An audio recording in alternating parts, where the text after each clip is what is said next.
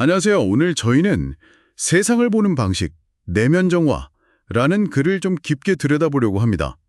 우리가 세상을 어떻게 보느냐가 우리 경험을 결정한다는 건데, 핵심은 투사라는 개념이죠. 네, 맞습니다.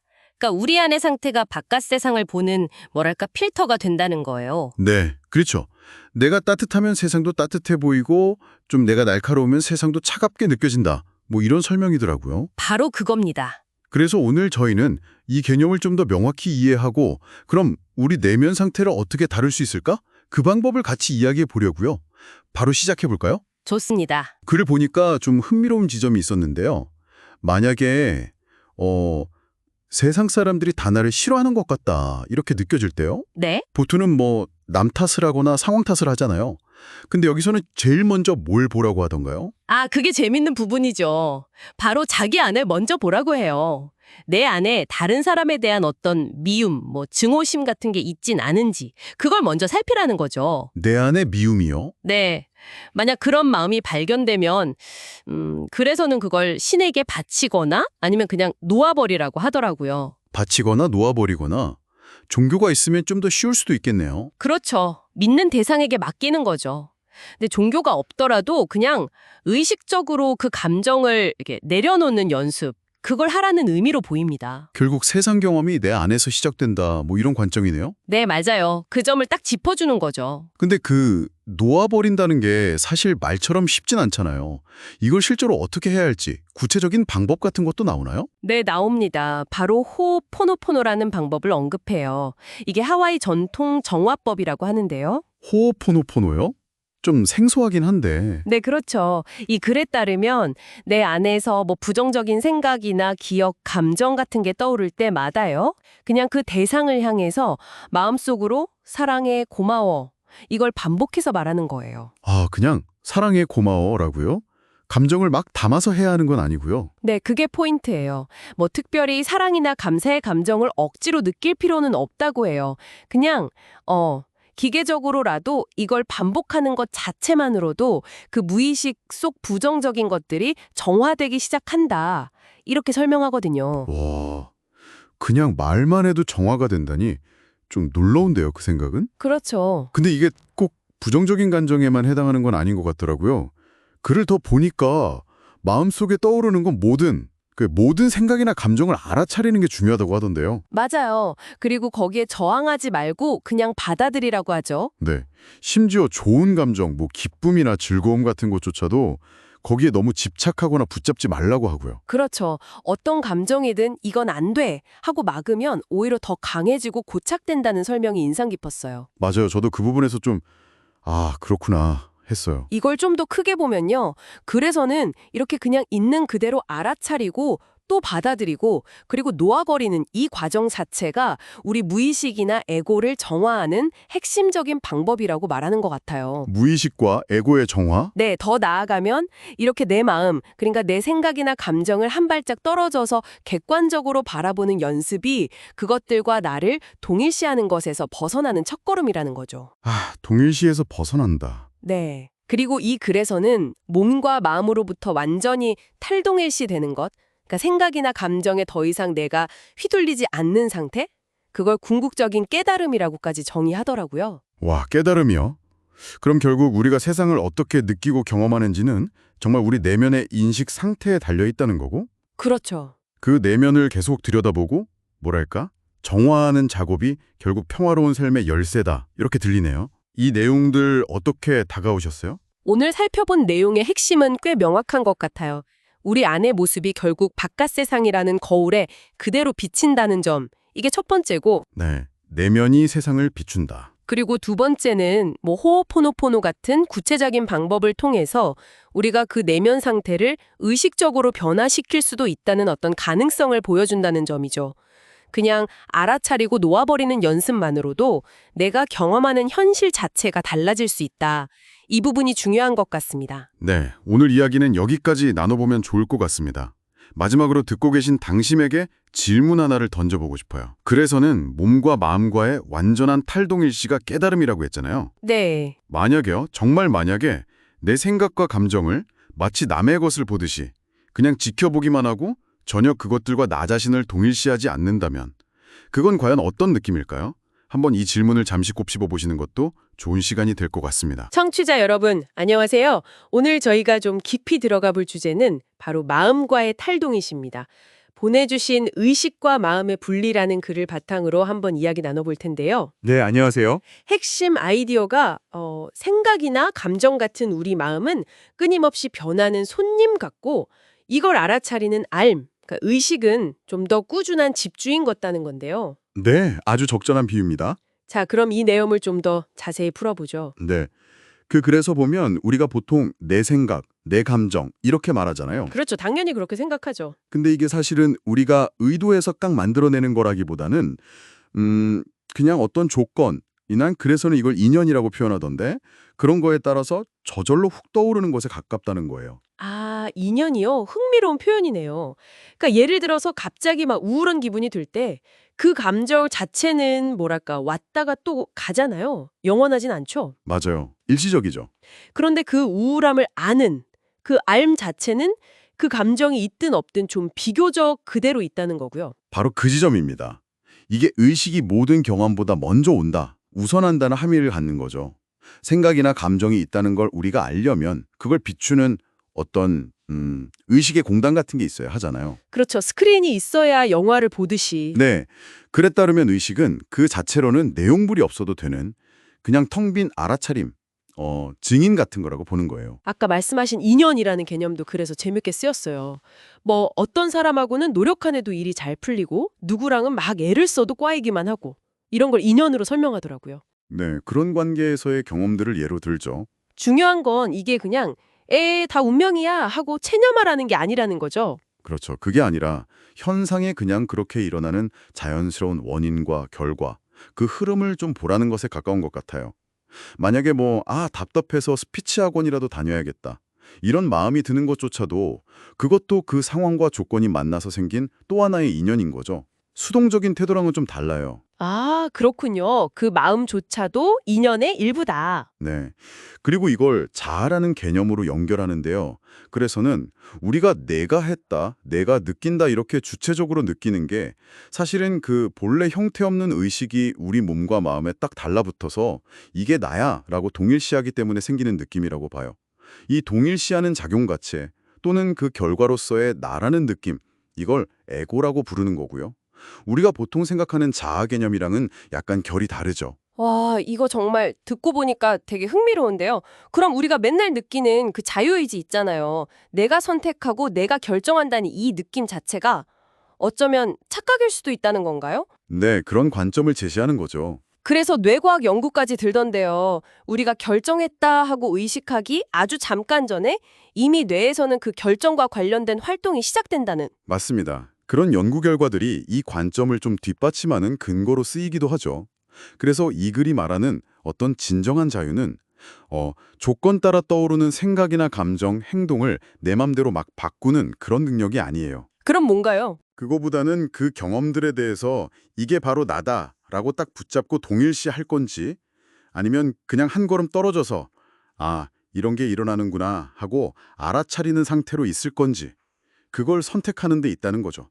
아, 그러니까 나라는 주인공 이야기에 빠져 살 건지 아니면 그 이야기가 펼쳐지는 스크린 자체로 존재할 건지 뭐 이런 차이? 네, 비슷합니다. 그런 느낌에 가까워요. 그렇다면 이 몸과 마음으로부터 탈동일시 한다는 건 결국 이 모든 걸 경험하고 주관한다고 믿었던 그 나, 에고가 사실은 고정된 실체가 아니라 그냥 의식의 작용으로 나타나는 현상 같은 거구나. 이걸 깊이 아는 과정이라고 볼 수 있겠네요. 정확합니다. 그래서는 이 삶의 전환을 깨달음이라고도 표현하죠. 어릴 때의 나라는 느낌이랑 나이 들어서의 나라는 느낌? 그 근본적인 느낌 자체는 변하지 않는다는 말도 비슷한 맥락이겠고요. 몸과 마음은 계속 변해가지만 그것들을 아는 의식 자체는 쭉 이어지니까. 네, 그런 맥락으로 이해할 수 있습니다. 자, 그럼 이 모든 내용이 우리 청취자 여러분께는 어떤 의미가 있을까요? 핵심은 역시 그 변화무쌍한 마음, 즉 생각이나 감정, 그린 그 배경이 되는 좀 더 고요하고 안정적인 알, 의식을 구분해서 알아차리는 연습, 뭐 이런 걸까요? 네, 그래서는 바로 그 알아차림을 직접 탐구해 보라고 권합니다. 예를 들어 어떤 생각이 쑥 올라올 때 아, 내 생각 하고 바로 붙잡거나 내가 왜 이런 생각을 하죠? 하고 자책하기보다는 그냥 약간 제3자처럼 아, 이런 생각이 떠오르네. 이런 감정이 느껴지네. 하고 좀 거리를 두고 지켜보는 거죠. 그냥 지켜보는 것만으로도요? 네, 그저 지켜보는 것만으로도 그 생각이나 감정에 휘둘리는 대신에 공간이 생긴다고 해요. 자동적인 반응이나 동일시에서 한 발짝 물러서는 거죠. 그러면 좀 다른 관점이 열릴 수도 있고요. 네, 확실히 뭔가 계속 빠져드는 것과는 다른 경험이겠네요. 그럼 마지막으로 오늘 나눈 이야기들을 곱씹어 보시면서 청취자 여러분 스스로에게 던져볼 만한 질문을 하나 남겨드리겠습니다. 만약에 내가 이걸 하고 있다는 이 개별적인 자아라는 느낌, 그 에고가 정말 의식과 마음의 동일시 때문에 생겨나는 현상이라면 그 동일시가 좀 느슨해지거나 혹은 사라진다면 그 자리에는 과연 무엇이 남게 될까요? 깊은 질문이네요. 이 글이 궁극적으로 가리키는 그 근원적인 알아차림 또는 순수한 존재라는 건 어떤 상태일지 한번 각자의 경험 안에서 조용히 탐구해 보시는 것도 의미 있는 시간이 되지 않을까 싶습니다. 안녕하세요. 여러분의 지적 호기심을 채워드릴 시간입니다. 오늘은 고민 끝에 악수를 둔다. 이 말 되게 흥미롭잖아요. 이 말 속에 숨겨진 의미를 좀 파헤쳐 보려고 하는데요. 네. 출처는 고민 내려놓고 순리에 맡기기 여기서 가져왔고요. 아, 네네. 이게 참 깊이 생각하고 내린 결정인데 왜 가끔은 오히려 결과가 안 좋을 때가 있잖아요. 그 이유랑 또 대안은 뭔지 오늘 좀 같이 파헤쳐 보시죠. 네, 맞아요. 혹시 뭐 여러분도 너무 고민하다가 아차 했던 경험 없이 있으신가요? 오늘 저희가 살펴볼 내용이 어떻게 보면 좀 역설적일 수 있어요. 때로는 막 치열하게 고민하는 것보다 그냥 마음을 탁 비우는 게 더 좋을 수 있다. 뭐 이런 주장인 거죠. 아, 핵심 주장부터 바로 들어가 볼까요?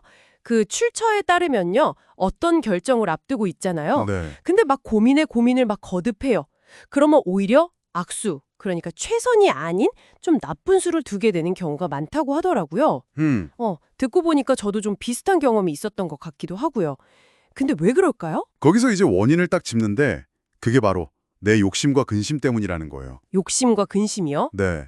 그러니까 순수하게 문제 해결, 뭐 최선의 선택 이걸 찾는 게 아니라 개인적인 욕심이나 아니면 미래에 대한 불안감 이런 것들이 자꾸 생각에 끼어드는 거죠. 아, 그럼 이제 판단이 흐려지고 이런 것들이 막 섞여서 머리를 복잡하게 굴릴수록 뭐랄까 상황을 객관적으로 보기가 좀 어려워지고 결국에는 좀 잘못된 선택을 할 확률이 높아진다.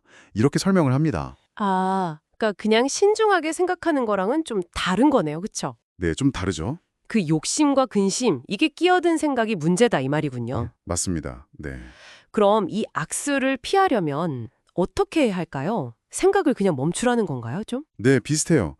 그래서는 막 복잡하게 머리 굴리지 말고 그 고민 자체를 좀 의식적으로 내려놓거나 아니면 한 발 더 나아가서 어떤 뭐 더 높은 존재나 근원 같은 곳에 그 문제를 그냥 온전히 맡겨버려라. 이렇게 조언하거든요. 아, 맡겨라. 네, 그래서 마음을 비우라는 거죠.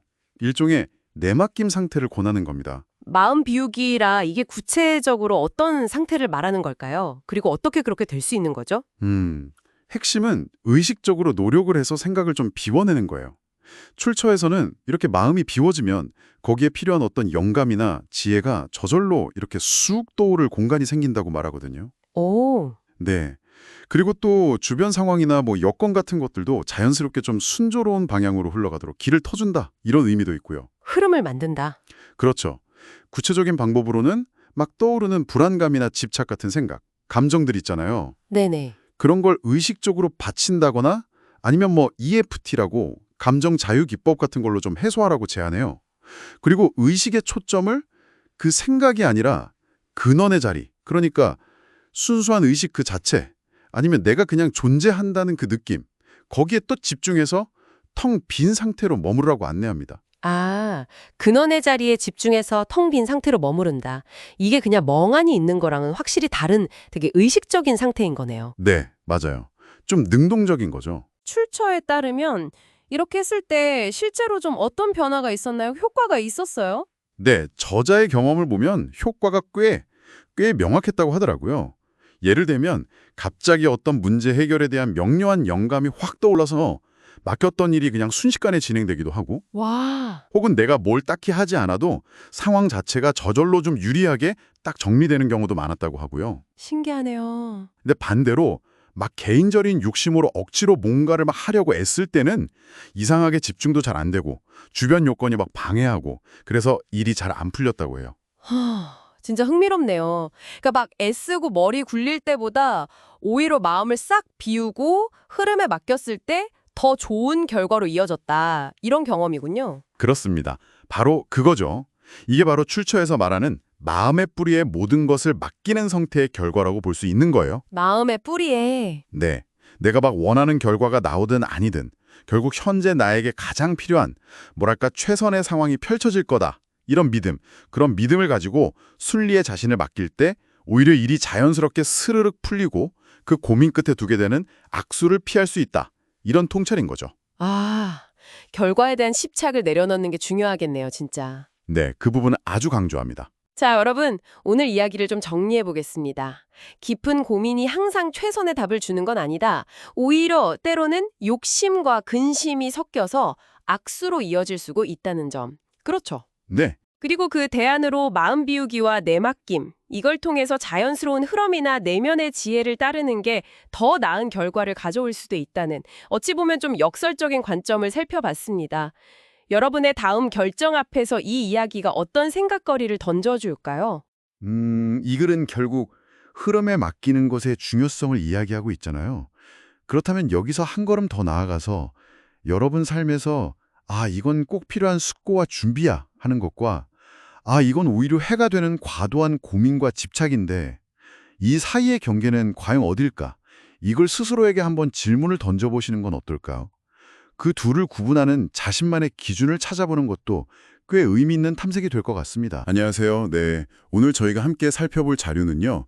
분별 내려놓고 오직 모를 뿐에서 발췌한 내용입니다. 마음 공부하다 보면요. 막 자유의지가 있나 없나, 뭐 윤회는 진짜 하나, 이런 거 있잖아요. 서로 완전 다른 이야기들 때문에 좀 혼란스러울 때 다들 있으셨죠? 네네, 있죠. 어느 장단에 맞춰야 할지 약간 그런 느낌? 맞아요. 그래서 오늘 저희는 이런 혼란 속에서 저자가 말하는 끊임없이 분별을 내려놓아라. 이 접근법을 좀 깊게 이해해 보려고 합니다. 네, 분별을 내려놓는다. 이게 그냥 지식 쌓는 거랑은 좀 다른 차원의 이야기죠. 그렇죠. 이게 근데 처음 들으면 분별을 내려놓으라니 뭘 어떻게 하라는 거지? 싶을 수 있거든요. 자료에서는 왜 이런 상반된 주장들이 우리를 혼란스럽게 하는지 그 이유부터 좀 짚어주더라고요. 아, 네. 그거 흥미로웠어요. 결국 우리가 우리 자신을 제한된 개별적인 몸, 마음, 그러니까 나라고 보느냐, 아니면 그 모든 걸 아우르는 본래 상태, 참나라고 하는 그 관점에서 보느냐, 여기에 따라 이야기가 확 달라진다는 거죠. 하하. 그 참나 입장에서는 사실 나라는 생각 자체가 없으니까 뭐 태어남이니 죽음이니 윤회, 자유의지 이런 개념 자체가 그냥 성립을 안 한다는 거예요. 네, 개념 자체가. 네. 근데 이제 이 개체적인 자아의 관점에서 보면 이게 다 너무 현실적인 문제잖아요. 실제 하는 것처럼 느껴지고요. 야, 정말 관점의 문제군요.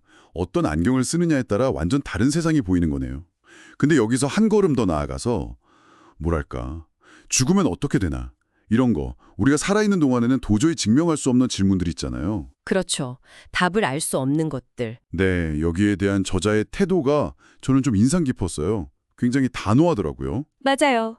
그냥 그 질문 자체를 포함해서 모든 분별에 끌려가지 말고 그냥 내려놓으라고 하죠. 네, 왜냐하면 그런 질문들이 첫째는 살아있는 동안 증명이 안 되고 둘째는 이게 그냥 우리 에고의 지적인 호기심 채우려는 경향이 좀 있다는 거예요. 그래서 답을 찾으려고 막 머리 싸매는 그 분별 행위 자체를 멈추라는 거죠. 분별을 멈춰라. 네, 그리고 오직 모를 뿐이라는 그 상태? 그러니까 생각 없음의 상태에 그냥 머무르라고 권하는 거죠. 그럼 구체적으로는 어떻게 이 분별을 내려놓을 수 있는 건가요? 그냥 에이 생각하지 말자. 이게 잘 안 되잖아요, 사실. 네, 쉽지 않죠. 그래서 저자가 아주 실용적인 방법을 하나 제시해요. 바로 지금 여기에 내가 있다. 내가 존재한다는 그 순수한 느낌 있잖아요. 감각? 아, 네네. 그냥 그 존재감 같은 거? 네, 바로 그거예요. 거기에만 집중하라는 거예요. 다른 모든 생각, 질문들 이런 건 그냥 배경 소음처럼 흘러가게 내버려 두고요. 아, 그러니까 복잡한 질문에 답을 막 찾으려고 애쓰는 대신에 그 질문하고 있는 마음 자체를 그냥 보면서 존재감에 머물러라. 이런 거군요. 정확합니다. 그러다 보면 언젠가 마음이 좀 잠잠해지고 의식 자체가 이렇게 전면에 드러날 때가 온다는 거죠. 그때 가서 한번 보라는 거예요. 과연 그 질문들이 여전히 유효한지, 중요하게 느껴지는지. 와, 재밌네요. 깨닫지 못한 상태에서는 우리의 그 지성, 마음만으로는 진리를 온전히 알 수 없다는 걸 인정하는 태도군요. 그렇죠. 불확실한 것 앞에서는 좀 겸손하게 모른다는 입장을 취하고 그냥 그 의식 자체, 알아차림 자체에 머무르려고 노력하는 게 중요하다. 이걸 강조하는 거죠. 그러고 보니까 어쩌면 우리가 답을 찾으려고 막 헤매는 그 마음 때문에 오히려 답이 가려져 있을 수도 있겠다는 생각도 드네요. 네, 그런 통찰을 주는 거죠. 그리고 또 하나, 영적인 지식을 계속 파고드는 거 있잖아요. 그것 자체가 어쩌면 에고의 호기심 노름이 될 수 있다.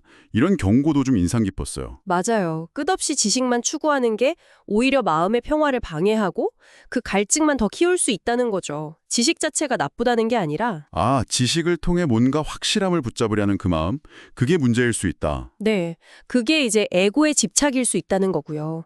끊임없이 새로운 정보만 찾게 만들고 진짜 만족은 못 줄 수도 있다는 겁니다. 자, 그럼 오늘 이야기를 좀 정리해 볼까요?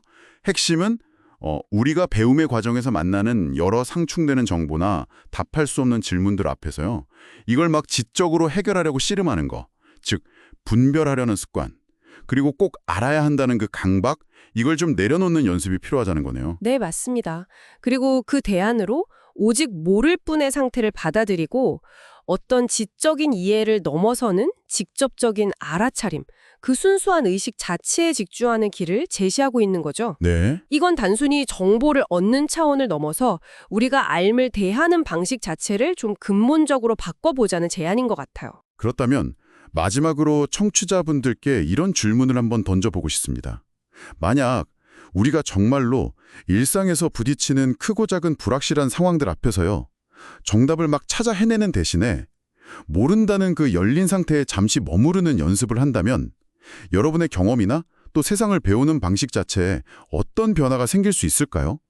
한 번쯤 생각해 보시면 좋겠습니다. 네, 안녕하세요. 오늘 당신께서 공유해 주신 그 자료, 영적인 삶과 카르마 정화, 발췌문을 가지고요. 영적인 삶이란 과연 무엇일까? 함께 좀 깊이 들여다보겠습니다. 이게 글은 짧은데 영적인 삶의 목표랄까? 또 어떤 마음으로 살아가야 하는지에 대한 그 핵심을 딱 짚어주는 것 같더라고요. 네, 바로 그 부분들을 좀 파고들어보죠. 네, 맞습니다. 이 글에서는 영적인 삶의 목표를 크게 두 가지로 제시하고 있어요. 하나는 카르마 정화고 다른 하나는 깨달음의 추구죠. 근데 이게 흥미로운 게 이 둘이 별개의 것이 아니라 그 정화 과정이 결국 깨달음으로 가는 길을 닦는 거다. 이렇게 보고 있다는 점이에요. 아, 그러니까 단순히 나쁜 걸 없앤다기보다 깨달음을 위한 준비 단계다. 이런 말씀이시군요. 그렇죠. 훨씬 적극적인 과정인 셈이죠. 카르마 정화라는 개념이 역시 핵심인 것 같은데요. 자료에서 이걸 내면의 장막을 걷어내는 과정이라고 비유했잖아요. 이 카르마라는 걸 자료에서는 좀 더 구체적으로 뭐라고 하나요? 우리가 흔히 생각하는 운명 이런 건 아닐 것 같은데요. 네네, 정확히 보셨어요. 이 글에서 말하는 카르마는 무슨 우주적인 벌이나 그런 개념이라기보다는요. 우리 안에 좀 깊이 박힌 부정적인 마음의 습관들, 네, 그런 대면의 장막 같은 걸로 묘사돼요. 과거 경험이나 생각 때문에 생긴 무의식적인 반응 패턴, 감정 찌꺼기, 이런 것들이죠. 아하. 바로 이것들을 정화해야 우리 본래의 그 맑은 의식, 그러니까 깨달음 상태가 드러난다고 보는 거예요. 아하. 마치 안개를 싹 걷어내면 저절로 맑은 하늘이 보이듯이 내 안에 그런 부정적인 패턴들, 그걸 걷어내면 깨달음이 자연스럽게 드러난다. 그런 거군요. 그럼 이 정화는 구체적으로 어떻게 해야 할까요? 좀 막연하게 들릴 수도 있을 것 같은데. 맞아요. 그래서 이 자료가 제시하는 실천법이 아주 구체적이고 중요합니다. 딱 두 가지인데요. 첫째는 항상 자신의 의식에 초점을 맞추어 깨어있는 것. 깨어있는 것. 네. 그리고 둘째는 일어나는 모든 일을 카르마 정화의 기회로 보고 감사히 받아들이는 태도. 이 두 가지가 핵심입니다. 깨어있는 것하고 감사히 받아들이는 태도. 이게 서로 어떻게 연결되는 걸까요? 예를 들어 좀 힘든 일이 탁 닥쳤을 때 말이에요. 그걸 그냥 알아차리는 거랑 그걸 또 감사히 받아들인다는 건 좀 다른 차원처럼 느껴지기도 하는데요. 네, 아주 중요한 질문이세요. 이 자료에 따르면 이 둘은 아주 긴밀하게 연결되어 있어요. 먼저 깨어있음을 통해서 내 안에서 지금 어떤 감정이나 생각이 확 올라오는지, 그러니까 그 내면의 장막의 실체가 뭔지 알아차리는 거죠. 일단 알아차리는 게 먼저군요. 네, 예를 들어서 뭐 기분 나쁜 상황에서 울컥 화가 치밀어 오른다. 그걸 그냥 그대로 딱 알아차리는 거예요. 그 다음 단계가 바로 받아들임인데요. 근데 이게 그냥 참고 긍정적으로 생각해라 이런 뜻은 아니에요. 그럼 어떤 의미죠? 그 상황 자체, 그리고 내 안에서 일어난 그 반응까지도 전부 다 이게 바로 나의 카르마구나. 내가 정화해야 할 내면의 패턴을 보여주는 거구나 하고 귀중한 기회로 인식하는 거죠. 그리고 더 나아가서 감사히 여기는 그런 좀 적극적인 관점의 전환을 말하는 겁니다. 와, 그건 정말 삶의 모든 순간을 말 그대로 수행의 기회로 삼으라는 거네요. 좋은 일이든 나쁜 일이든 뭐 심지어 아주 사소하게 짜증나는 일이나 불편한 감정까지도 전부요. 야, 이거 상당히 능동적이고 어떻게 보면 꽤 쉽지 않은 요구일 수도 있겠어요. 맞습니다. 굉장히 능동적인 태도죠. 삶에서 벌어지는 일들을 그냥 외부 사건으로만 보는 게 아니라 뭐랄까, 나를 위한 맞춤형 교재처럼 여기는 관점인 거예요. 내면 정화를 위한. 맞춤형 교재요? 네. 이 일이 왜 나한테 일어났지? 이걸 막 원망하는 게 아니라 성찰의 질문으로 삼는 거죠.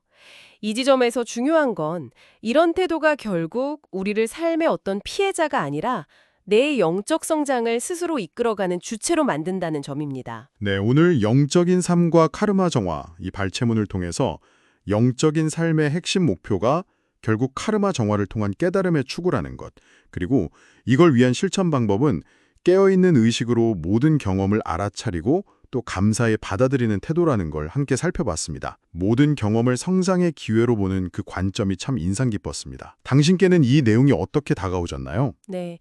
이 글은 카르마 정화, 그러니까 내면의 장막을 걷어내는 걸 굉장히 강조했잖아요. 그렇다면 이걸 바탕으로 당신 스스로에게 한번 질문을 던져보시면 어떨까 싶어요. 당신의 삶에서 바로 지금 이 순간 정화가 필요하다고 느껴지는 내면의 장막은 과연 무엇일까? 그게 뭐 어떤 묵은 생각의 습관일 수도 있고 아니면 자꾸 반복되는 감정 패턴일 수도 있겠죠. 한번 조용히 들여다보는 시간을 가져보시는 것도 의미 있을 것 같습니다. 네, 오늘 저희와 함께 이 깊이 있는 탐구 함께 해주셔서 정말 감사합니다. 안녕하세요. 오늘은 한 청취자분이 보내주신 글을 좀 같이 보려고 하는데요. 제목이 지극한 행복의 삼매 경험이에요. 이게 정말 극심한 우울하고 혼란스러울 때 아주 간절하게 도움을 구했던 그런 개인의 강렬한 체험 기록입니다. 시작이 정말 뭐랄까 아주 절박했어요. 방에서요 이불 뒤집어 쓰고 소리도 못 내고 울면서 그냥 외쳤다는 거예요. 예수님 제발 도와주십시오라고요. 정말 그 순간에 절박함이 느껴지는 것 같지 않나요? 네, 맞아요. 근데 여기서 이야기가 되게 흥미로워지는 지점이 뭐냐면 그냥 도와주세요가 아니었다는 거죠. 아주 구체적인 상상을 했어요. 구체적인 상상이요? 네, 자기 마음을 지름 한 10m 정도 되는 아주 커다란 검은 구체로 딱 생각을 한 거예요. 와, 10m요? 네, 그리고는 이제 흰옷을 입은 예수님이 나타나서 그 검은 구체에 이렇게 손을 딱 대는 순간 그 까만 게 전부 하얀 빛으로 정화되는 그런 장면을 정말 생생하게 그렸다고 해요. 이야, 그 절박한 와중에 그런 상상을 떠올렸다는 게 참 대단한데요.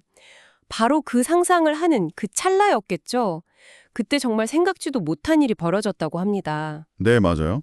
그분 표현으로는 마음이 갑자기 무슨 블랙홀처럼 깊은 침묵 속으로 그냥 훅 빨려 들어갔다고 하죠. 블랙홀처럼요. 네, 마음속에 있던 그 모든 시끄러운 소리들, 뭐 걱정, 불안, 이런 온갖 것들이 정말 거짓말처럼 그냥 싹 사라졌다는 거예요. 심지어 시간 가는 것도 있고 내가 숨 쉬고 있다는 것조차도 의식하지 못할 정도로 모든 게 딱 멈춘 듯한 그런 상태에서 오직 빛나는 의식, 그러니까 내가 있구나 하는 그 순수한 자각만 남았다고 하는데요. 아, 나라는 자각만 남았다. 이게 혹시 그 뭐 명상 같은 데서 말하는 그런 상태랑 비슷한 건가요? 네, 아주 유사하다고 볼 수 있죠. 이런 걸 보통 삼매, 사마디 상태라고 부르거든요. 깊은 명상에서 경험하는 아주 고도의 정신 집중 상태를 말하는데요. 삼매. 네, 모든 생각이나 감정의 파도가 이렇게 싹 가라앉고 정말 맑고 고요한 그 순수 의식 자체만 남는 거죠. 이분의 경우는 극도의 고통 속에서 터져나온 절박한 외침, 예수님 도와주십시오 하는 그 외침과 또렷한 시각화가 있었잖아요. 네, 그 검은 구체 상상. 그렇죠. 그 강렬한 집중이 어쩌면 의도치 않게 그런 깊은 의식 상태로 들어가는 일종의 문, 방화쇠 역할을 했을 수도 있어요. 와, 그렇군요. 절박한 외침과 상상이 방화쇠가 됐다. 정말 신기한 경험인데요. 근데 이게 계속되진 않았다고요? 네, 아쉽게도 아주 짧았어요. 마음속에서 이거 뭐지? 하는 생각이 딱 드는 순간에요. 아, 생각이 떠오르자마자. 네, 바로 그 고요하고 행복했던 상태에서 빠져나와 버렸다고 해요. 정말 찰나의 순간이었지만 이 경험 하나가 이분의 삶에는 정말 큰 영향을 미쳤다고 합니다. 어떤 영향이었을까요? 나중에 이제 공부를 하면서 내가 그때 경험했던 게 바로 삼매 상태구나. 또는 뭐 참나 체험이라고도 하고 본성 체험이라고도 부르는 그런 거랑 비슷하구나. 이걸 알게 된 거죠. 아하. 네, 이걸 계기로 해서 소위 깨달음이라는 주제에 대해서 더 깊이 파고들고 명상 수행에도 훨씬 더 진지하게 임하게 되었다고 해요. 그러니까 정말 한순간의 경험이 삶의 방향 자체를 바꿔놓은 셈이죠. 정말 그러네요. 단 한 번 아주 짧은 경험이었는데도 인생의 어떤 전환점이 될 수 있다니. 혹시 지금 듣고 계신 당신에게도 말로 딱 설명하긴 좀 어렵지만 내 삶에 큰 영향을 줬던 그런 강렬한 내면의 경험 혹시 있으신가요? 잠깐 떠올려 보시는 것도 좋을 것 같아요. 그래서는 또 이런 이야기도 해요. 이렇게 깨달은 사람들은 방금 우리가 얘기했던 그런 순수한 의식 상태가 내면에서는 계속 영속적으로 이어진다고요. 계속 이어진다고요. 네. 근데 겉으로 보기에는 그냥 우리랑 똑같은 보통 사람처럼 살아간다고 합니다. 여기서 좀 흥미로운 질문이 생겨요. 과연 나라는 이 느낌, 이 개인성이라는 게 완전히 사라지고 마음이 영원히 죽는다는 건 도대체 어떤 상태일까요? 글쎄요, 잠깐 맛본 그 순수한 존재감, 그 지극한 행복감과는 또 다른 차원일까요? 그 영속적인 상태라는 게? 상상이 잘 안 가는데요. 그렇죠. 어쩌면 우리가 지금 가진 생각의 틀이나 언어로는 도저히 가늠하기 어려운 완전히 다른 차원의 경험일 수도 있겠죠. 이 질문, 그러니까 개인성이 사라진 영원한 마음의 상태란 과연 무엇일까? 이 질문을 한번 품어보시면서 오늘 이야기 마무리하면 어떨까 싶습니다. 안녕하세요. 오늘 저희가 함께 깊이 파고들 주제는 당신이 보내주신 자료들에서도 공통적으로 보이는 영혼은 의식이다라는 관점입니다. 이게 참 흥미로운데요. 네, 안녕하세요. 맞아요. 영혼이랑 의식을 거의 동일하게 보는 거죠. 그렇죠. 그래서 오늘 저희 목표는 이 관점이 뭘 의미하는지, 또 우리 자신을 이해하는데 이게 어떤 시각을 줄 수 있는지 한번 제대로 이야기 나눠보는 겁니다. 자, 그럼 바로 시작해볼까요? 보내주신 글 중에 유독 눈에 띄는 구절이 있었어요. 우리 영혼은 우리가 무엇을 하던 간섭하지 않고 그저 침묵하며 지켜본다. 이 부분이요. 아, 네. 그 부분이 정말 핵심을 잘 짚고 있어요. 자료들을 보면요. 영혼, 그러니까 의식의 중요한 특징 중 하나로 알아차림을 이야기하거든요. 그러니까 마음이 우리 몸의 감각이나 뭐 바깥 세상을 안다면 의식은 거기서 한 발 더 나아가서요. 그 마음의 상태까지도 아는 거예요. 생각이나 감정, 심지어 내가 뭘 하려는 의도까지도. 그냥 객관적으로 딱 지켜보는 거죠. 마음이랑 의식을 그렇게 구분해서 보니까 되게 흥미롭네요. 그냥 지켜보는 것만이 아니라 자료에서는 의식이 모든 걸 기록한다고도 하던데요. 이건 또 무슨 뜻일까요? 좀 더 설명해 주실 수 있나요? 네, 맞습니다. 그 부분도 여러 자료에서 계속 강조되는 포인트인데요. 이 관점에서 보면 의식은 그냥 보기만 하는 게 아니에요. 우리의 모든 경험들 있잖아요. 뭐 육체적인 느낌, 스쳐가는 생각들, 아니면 되게 강렬했던 감정들, 심지어는 내가 뭘 하려고 마음먹었던 것까지. 이런 걸 하나도 빠짐없이 다 기록하는 저장소 같은 거죠. 그래서 우리가 잘 인식하지 못하는 사이에 많은 경험이 무의식 속에 차곡차곡 쌓인다고 설명을 해요. 차곡차곡. 네. 뭐랄까, 삶의 모든 순간이 보이지 않는 필름에 계속 녹화되는 것 같다고 할까요? 와, 모든 게 기록된다. 그렇군요. 그러면 이 영혼이 곧 관찰하고 기록하는 의식이다. 이 관점이요. 우리 일상에 주는 메시지는 뭘까요? 그냥 개념적인 걸 넘어서 좀 실질적으로 와닿는 게 있을까요? 바로 그 점이 중요해요. 자료들이 결국 시사하는 건 이거예요. 만약 우리가 우리 자신을 그 관찰하는 의식, 그러니까 영혼의 자리에서 볼 수 있다면요. 그러면 삶에서 겪는 많은 괴로움들 있잖아요. 거기서 좀 벗어날 실마리를 찾을 수 있다는 거죠. 아, 괴로움에서 벗어날 실마리요? 네. 예를 들어서 막 엄청 화가 나거나 슬플 때 그 감정에 완전히 그냥 푹 빠져버리는 게 아니고요. 대신에 아, 내 안에서 지금 이런 감정이 일어나고 있네 하고 알아차리는 거예요. 약간 거리를 두고 보는 거죠. 아, 네네. 그래서도 관조적으로 바라볼 때라고 표현했듯이요.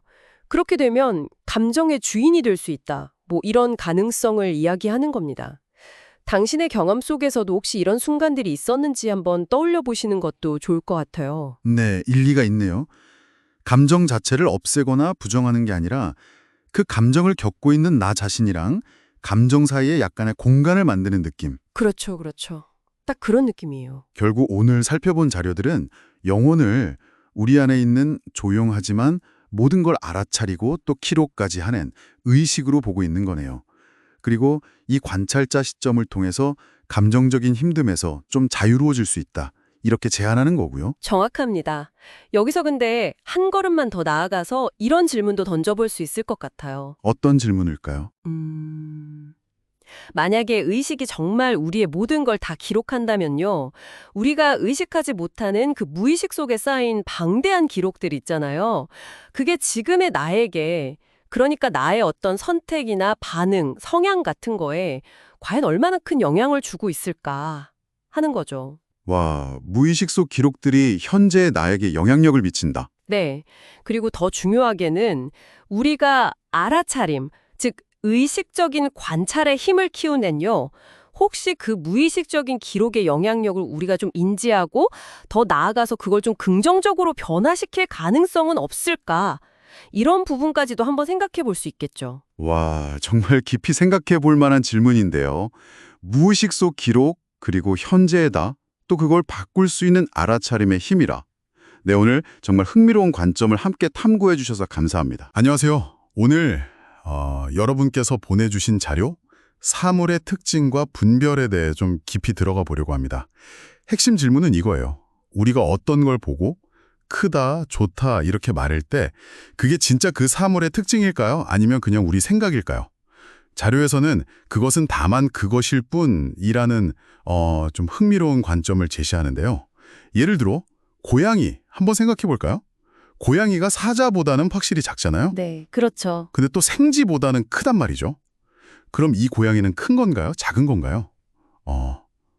이게 벌써 좀 애매하죠. 네, 바로 그 지점입니다. 자료가 파고드는 게. 네, 자료를 보면 크다 또는 작다 같은 이런 형용사들 있잖아요. 이게 비교 대상이 있을 때만 사실 의미가 생긴다는 거예요. 맞아요. 그 비교 대상이 없어지면 고양이는 뭐 그냥 고양이인 거죠. 크다, 작다 이런 말을 붙일 수가 없게 되는 거고요. 그렇죠. 크고 작음이라는 건 고양이 자체에 붙어 있는 게 아니니까요. 이게 근데 단순히 크기 문제만은 아니라는 게 더 중요한 것 같아요. 뭐 똑똑하다, 멍청하다라거나 날씬하다, 뚱뚱하다. 네, 맞아요. 심지어 좋은 사람이다, 나쁜 사람이다 이런 도덕적인 판단까지도요. 우리가 세상을 이해하려고 쓰는 거의 모든 수식어가 사실은 다 상대적인 거라는 거죠. 아, 그러니까 그런 특징들이 사물 자체에 원래부터 있는 게 아니군요. 네, 자료에서는 이걸 실제 아는 게 아니라고까지 표현해요. 그보다는 우리가 세상을 보는 방식, 우리의 생각 틀, 그러니까 관념에 가깝다는 거죠. 관념이요? 왜 실제가 아니라고 보는 걸까요? 비교라는 틀을 딱 제거해버리면 그 크다거나 작다거나 하는 특징 자체가 그냥 사라져버리니까요. 그게 고양이 안에 있는 속성이 아니라 우리가 다른 거랑 비교하면서 만들어낸 생각이라는 거죠. 고양이 자신도 자기가 고양이다라거나 나는 작다 뭐 이런 개념은 전혀 모를 거 아니에요. 그냥 존재하는 거죠. 와, 그 고양이 비유가 진짜 확 와닿네요. 근데 이게 우리 자신이나 다른 사람을 볼 때도 똑같이 적용된다는 거잖아요. 그렇죠. 예를 들어 나는 좀 부족한 사람인가 봐. 라든지 저 사람은 진짜 별로야. 이런 생각들이요. 맞습니다. 처음엔 이게 좀 받아들이기 어려울 수도 있어요. 내가 느끼는 감정이나 판단이 그냥 내 생각일 뿐이라고 하면요. 네, 좀 그렇죠. 하지만 자료는 바로 이 지점에서 오히려 우리한테 어떤 해방감을 줄 수도 있다고 말해요. 나는 못났다는 생각이 들 때, 아, 이게 객관적인 사실이 아니고 그냥 어떤 기준하고 나를 비교해서 나온 상대적인 판단일 뿐이구나 하고 깨닫는 거죠. 아, 내가 나를 너무 과혹하게 봤네. 나는 그냥 난데? 이렇게요.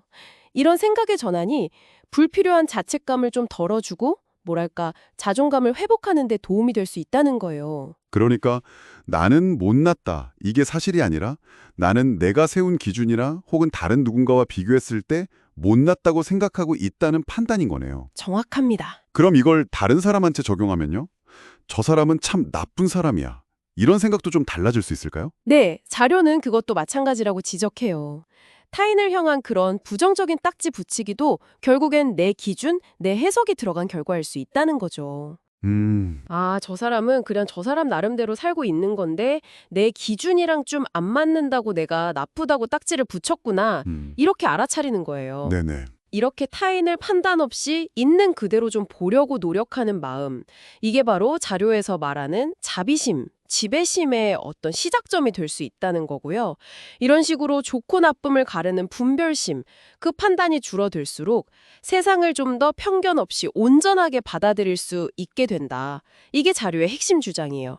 말 그대로 그것은 다만 그것일 뿐 이렇게 보게 되는 거죠. 와, 여기서 한 발 더 나아가서 자료는 우리 본성 자체가 원래 사랑 같은 거라서 이런 부정적인 판단이라는 먼지만 걷어내면 그 본성이 자연스럽게 드러난다고까지 하더라고요. 이건 정말 상당히 깊은 이야기 같은데요? 네, 그렇죠. 세상을 더 희망차게 보고 나를 지지해주는 곳으로 느끼게 되면서 만족과 평화에 가까워진다는 이야기니까요. 부정적인 판단과 분별이 줄면 세상을 왜곡 없이 보게 되고 그러면서 불필요한 갈등이나 고통이 줄어들고 자연스럽게 내면의 긍정성, 사랑이나 자비 같은 것들이 나올 공간이 생긴다. 이런 논리군요. 네, 다소 이상적으로 들릴 수는 있지만 자료가 제시하는 그 논리 자체는 상당히 명확해요. 자, 그럼 오늘 이야기 나눈 내용의 핵심을 한번 정리해 볼까요? 우리가 세상을 보고 평가하는 많은 기준들, 특히 좋다, 나쁘다, 낫다, 못하다 이런 판단들이 사실 절대적인 진리가 아니라 비교나 우리 생각, 관념에 의해 만들어진 상대적인 것일 수 있다는 점. 네, 그 점이죠. 그리고 이 통째를 이해하는 것만으로도 우리 자신과 세상을 대하는 태도에 어떤 긍정적인 변화를 가져올 잠재력이 있다는 거고요. 맞습니다. 여기서 마지막으로 한 가지 질문을 좀 던져보고 싶어요. 네, 어떤 걸까요? 만약에, 정말 만약에요, 이 자료에서 제안하는 것처럼 우리가 하는 모든 분별, 모든 판단을 완전히 내려놓을 수 있다면 어떨까요? 그게 가능할까요? 와, 모든 판단을 내려놓는다? 자료는 이게 어쩌면 궁극적인 깨달음의 상태일 수도 있다고 암시하거든요. 물론 현실적으로 모든 판단을 딱 멈추긴 어렵겠죠? 그렇죠. 하지만 오늘 우리가 이야기 나눈 것처럼 아, 내 판단이 절대적인 건 아닐 수 있겠구나. 이 가능성을 조금 열어두는 것만으로도 여러분의 일상적인 경험이나 관계가 어떻게 달라질 수 있을지 한번 조용히 생각해 보시면 어떨까 합니다. 안녕하세요. 살면서 뭔가를 이루려고 열심히 노력하는 건 당연한데요. 근데 혹시 그 노력이 너무 버겁거나 아니면 결과에 대한 스트레스 때문에 좀 힘드시진 않으신가요? 오늘은 바로 그 지점, 잠시 힘을 좀 빼고 삶의 더 큰 흐름에 한번 자신을 맡겨보는 그런 지혜에 대해 이야기 나눠볼까 합니다. 당신이 보내주신 삶을 큰 힘에 맡기는 지혜라는 자료, 이걸 중심으로요. 네, 이 자료의 핵심은 뭐랄까 강박적으로 막 애쓰는 것에서 좀 벗어나서요. 내면의 목소리나 삶의 자연스러운 흐름을 따르면서 좀 평온하게 살 수 없을까? 이런 질문에 대한 답을 찾는 것 같아요. 이게 그냥 손 놓고 포기해라 이런 뜻은 절대 아니고요. 오히려 더 현명하게 삶의 파도를 타는 법, 그런 걸 제안하는 거죠. 그래서 이번 탐구를 통해서 이 힘을 빼고 맡긴다는 게 구체적으로 뭘 의미하는지, 그리고 이게 왜 당신의 일상에 평화와 만족감을 가져다 줄 수 있는지 한번 같이 파헤쳐 보겠습니다. 네, 아주 흥미로운 주제네요. 이 자료에서는 먼저 우리 마음속에서 일어나는 두 가지 흐름을 구분하는 데서 시작하는 것 같아요. 하나는 이제 두려움이나 욕망에서 비롯되는 그런 끊임없는 생각들이잖아요. 그리고 다른 하나는 좀 더 깊은 곳에서 오는 영감이라고 부르는 거죠. 이 영감은 보통 좀 차분함, 긍정성, 뭐 확신, 그리고 다른 사람에 대한 따뜻한 마음, 이런 긍정적인 느낌이랑 같이 온다고 설명하더라고요. 일상적인 걱정이나 조급함이랑 확실히 결이 다르죠. 아, 그렇죠.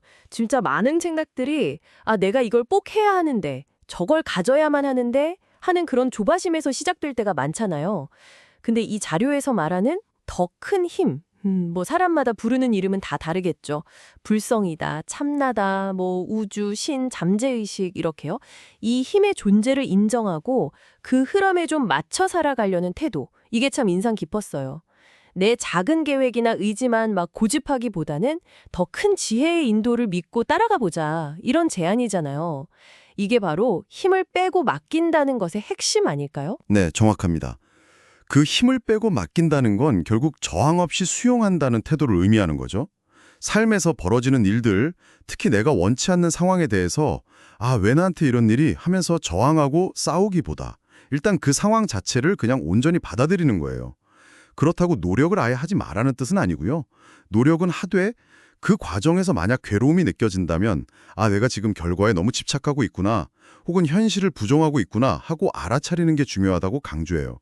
평온하고 담담하게, 그리고 가능하다면 좀 이타적인 마음으로 할 뿐이라는 거죠. 사실 이런 태도가 가능하려면 아주 중요한 전제가 하나 필요해요. 그게 뭐냐면 나의 행복이 반드시 어떤 결과의 성취에 달려있는 건 아니다라는 깊은 이해예요. 목표를 세우고 추구할 수는 있지만 그 목표가 이루어져야만 내가 행복해질 수 있다, 이 생각에서는 벗어나야 한다는 거죠. 어쩌면 당신이 오랫동안 그냥 당연하게 믿어왔던 생각과는 완전 정반대일 수도 있어요. 보통 성공 이꼴 행복, 이 공식이 너무 당연하게 느껴졌을 테니까요. 근데 이 자료는 그 공식을 한번 깨보라고 권유하는 겁니다. 와, 정말 중요한 지적인 것 같아요. 그러니까 행복이나 평화, 사랑 같은 그런 가치들이 외부 조건이나 성취, 여기에 달려있는 게 아니고 이미 당신 안에 그냥 존재하고 있다. 네, 그렇죠. 단지 걱정이나 욕망, 뭐 잘못된 믿음 같은 것들이 그걸 가리고 있을 뿐이다, 이런 거네요. 사실 성취감은 되게 짜릿하지만 또 금방 사라지기도 하잖아요.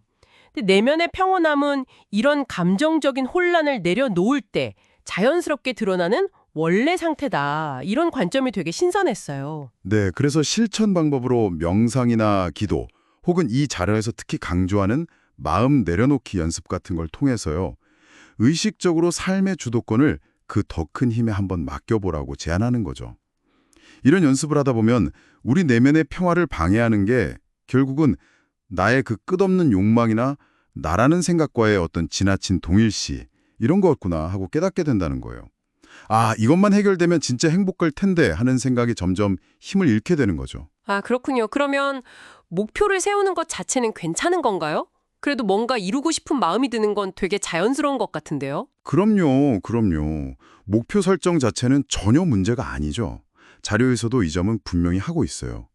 중요한 건 그 목표에 대한 태도예요, 태도. 여기서 원과 집착의 차이를 이해하는 게 도움이 될 것 같아요. 원을 세우고 노력하면 설령 목표를 달성하지 못하더라도 크게 괴롭지 않아요. 그냥 평온하게 다음 단계를 밟아 나갈 수 있죠. 하지만 집착을 하게 되면 실패했을 때 엄청난 좌절감과 괴로움이 따라오잖아요. 그러니까 어떤 목표를 추구하든 이루어지면 좋고 아니어도 괜찮다는 마음, 즉 집착 없는 원의 마음으로 임하는 게 핵심이라는 겁니다. 만약 실패했을 때 고통이 너무 크다면 내가 이미 집착하고 있구나, 이런 신호로 볼 수 있겠죠. 아, 흥미롭네요. 원과 집착이라. 그럼 하기 싫은데 억지로 해야만 하는 일들 있잖아요. 그런 건 또 어떻게 다루면 좋을까요? 피할 수 없는 업무라던가 관계 문제 같은 것들이요? 네, 그런 상황에 대해서는 그것 역시 삶이 우리에게 주는 어떤 배움의 기회, 일종의 과제처럼 여기라고 조언을 해요. 그리고 그 일을 할 때 느껴지는 그 싫다, 힘들다 같은 부정적인 감정들 있잖아요. 그런 감정들을 놓아버림 기법 같은 걸 활용해서 계속 흘려보내면서 그냥 담담하게 해나가기를 권장하죠. 놓아버림 기법이요? 그게 정확히 뭔가요? 조금 더 설명해 주실 수 있을까요? 네, 놓아버림이라는 건 어떤 생각이나 감정이 이렇게 딱 올라올 때요, 그걸 막 저항하거나 억누르거나 분석하려고 하지 않고요, 그냥 이런 감정이 있구나 하고 알아차리고 그게 느껴지도록 그냥 허용하는 거예요. 특히 감정은 에너지와 같아서 억지로 누르면 이게 사라지는 게 아니라 오인으로 쌓인다고 보거든요. 근데 가슴으로 그저 온전히 느껴주면 자연스럽게 그 에너지가 소진되어서 흘러간다고 봐요. 그 불편한 감정을 기꺼이 느끼는 그 순간 역설적이게도 그 감정에서 벗어나기 시작한다는 거죠. 그리고 EFT라는 기법도 언급은 되는데 이 자료에서 자세히 설명된 건 아니니까요. 그냥 이런 것도 있다 정도로만 넘어가겠습니다. 네, 오늘 우리는 삶의 운전대를 너무 꽉 쥐려고 막 애쓰기보다 때로는 좀 과감히 힘을 빼고 더 큰 지혜의 운전을 맡기는 법, 여기에 대해 이야기 나눴습니다. 노력을 하되 결과에는 집착하지 않고 어떤 상황에서도 내면의 평화를 유지하는 길에 대한 통찰이었던 것 같아요. 힘을 빼고 맡겨라. 참 단순한 말 같지만 깊은 울림을 주는 메시지였습니다. 네. 마지막으로 이 탐구를 마무리하면서 당신 스스로에게 이런 질문을 한번 던져보시면 어떨까 싶어요. 지금 내 삶에서 어떤 영역의 결과에 대한 집착을 의식적으로 내려놓고 그 과정을 신뢰하면서 나아갈 때 내가 더 큰 자유와 평화를 경험할 수 있을까? 이 질문이 당신의 일상에서 이 맡김의 지혜를 실천하는 작은 시작점이 되기를 바랍니다. 네, 오늘 함께한 시간이 당신의 마음에 작은 평온의 씨앗 하나를 심었기를 바랍니다. 오늘 탐구는 여기서 마치겠습니다. 안녕하세요. 오늘 저희가 좀 다뤄볼 주제는요. 우리의 생각이나 감정이 정말 나만의 것일까 하는 그런 질문입니다. 네. 고뇌를 부쩍게 바치는 방법이라는 글을 좀 봤는데 여기서 제시하는 관점이 상당히 새롭더라고요. 네, 맞아요. 보통 내 감정, 내 생각은 온전히 내 것이라고 여기기 쉬운데 이 글은 거기에 좀 다른 시각을 제시하죠. 그렇죠. 그래서 오늘은 이 관점을 좀 더 깊이 들여다보고 이걸 어떻게 활용해서 어려운 감정들을 다룰 수 있을지 그런 구체적인 방법까지 한번 이야기 나눠보려고 합니다. 좋습니다. 이게 사실 흥미로운 지점은 우리가 보통 내면의 경험을 아주 사적인 걸로만 보잖아요. 네, 그렇죠. 나만 겪는 고통처럼. 근데 이 관점은 거기에 딱 도전하는 거죠. 어쩌면 생각의 틀 자체를 바꾸자는 제안이에요. 핵심 아이디어가 그러니까 마음속에 어떤 괴로움, 고뇌 같은 걸 이건 나만의 문제야 이렇게 딱 끌어안지 말라는 거잖아요. 네, 맞아요. 그 대신에 이건 인간이라면 누구나 겪을 수 있는 거구나 하고 좀 보편적인 경험으로 보라는 거죠. 심지어 그 감정을 연민의 마음으로 바라보라고까지 하고요. 바로 그 부분인데요. 이게 왜 중요하냐면 개인적인 고통을 보편적인 걸로 재구정하면 그 무게감이 확 줄어들 수 있다는 거예요. 무게감이 줄어든다. 네, 나만 이런 게 아니구나 이걸 아는 순간 그 지독한 고립감 있잖아요. 거기서 좀 벗어날 수 있고요. 오히려 다른 사람들과 연결되는 느낌 그런 건가요? 정확합니다. 보편적인 인간의 그런 거창한 말까진 아니더라도 다른 사람들도 비슷하겠구나 하는 공감대가 생기는 거죠. 그래서 구체적인 실천 방법도 몇 가지 나오던데요. 네, 나왔죠. 첫 번째가 방금 말씀하신 것처럼 이게 나만의 감정이 아니라 보편적인 거라는 걸 일단 알아차리는 거. 네, 인지하는 거죠. 그리고 두 번째는 나와 비슷한 고통을 겪을 다른 사람들을 생각하면서 연민, 좀 불쌍히 여기고 함께 아파하는 마음을 키우는 것. 연민을 기르는 것 중요하죠. 마지막 세 번째가 좀 독특했는데 그 감정 자체를 어떤 더 높은 존재, 그래서는 부처님을 예로 들었지만요. 네, 종교가 있다면 신이 될 수도 있고 아니면 어떤 우주적인 원리 같은 걸 수도 있고요. 그렇죠. 그런 존재에게 이걸 바친다, 공양 올린다 하는 마음을 내는 거라고 하더라고요.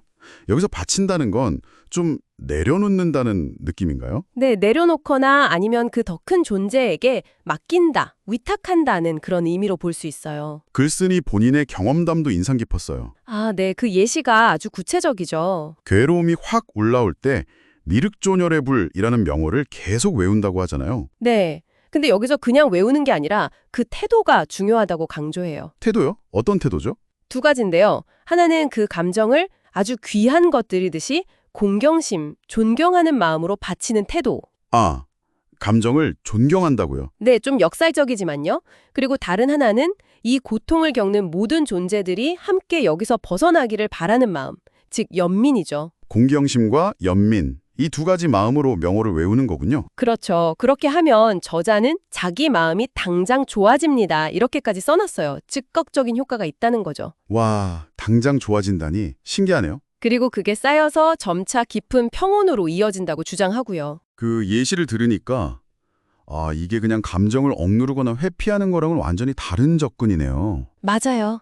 오히려 감정을 정면으로 마주하되 특정한 태도, 즉 공경과 연민을 가지고 적극적으로 다루는 방식이죠. 이렇게 바친다는 행위 자체가 왜 효과가 있을까요? 이걸 듣다 보니까. 혹시 감정을 내 것이라고 너무 꽉 쥐고 있으려는 생각에서 벗어나는 것 자체가 핵심일까요? 네, 정확히 보셨어요. 바로 그 지점인 것 같습니다. 이게 어떻게 작동하는지 생각해보면 초점이 나의 괴로움이라는 아주 좁은 데서 확 벗어나는 거예요.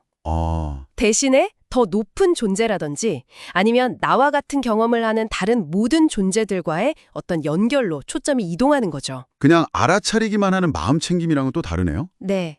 알아차림에 더해서 바친다는 의식적인 행위, 그리고 연민이라는 구체적인 감정 상태를 결합한 거죠.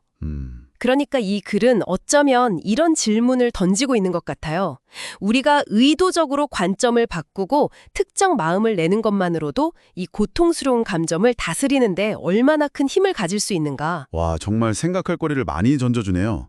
그럼 오늘 우리가 나눈 이야기의 핵심을 정리해보면 우리의 내면 세계라는 게 생각보다 덜 개인적이고 훨씬 더 보편적으로 연결되어 있을 수 있다는 거네요. 네, 그렇죠. 그리고 이런 관점의 변화가 어려운 감정들을 다루는 데 있어서 아주 독특하면서도 어쩌면 실용적인 방법을 제시해 줄 수 있다는 거고요. 맞습니다. 마지막으로 청취자분들께 이런 생각을 한번 던져보고 싶어요. 네. 이 글에서 말하는 특정 수행법을 꼭 따르지 않더라도요. 그냥 내 안에 이 괴로움이 단순히 나 혼자만의 짐이 아닐 수 있다. 어쩌면 이건 우리 모두의 공유된 경험일 수 있다. 이렇게 한번 인정해 보는 것만으로도요. 그럴 때 나 자신을 대하는 방식이나 또 타인을 바라보는 시선에 어떤 변화가 생길 수 있을까요? 우리가 가장 지독하게 개인적이라고 느끼는 그 고통이야말로 역설적이게도 우리를 가장 깊이 연결해주는 통로가 될 수도 있지 않을까요?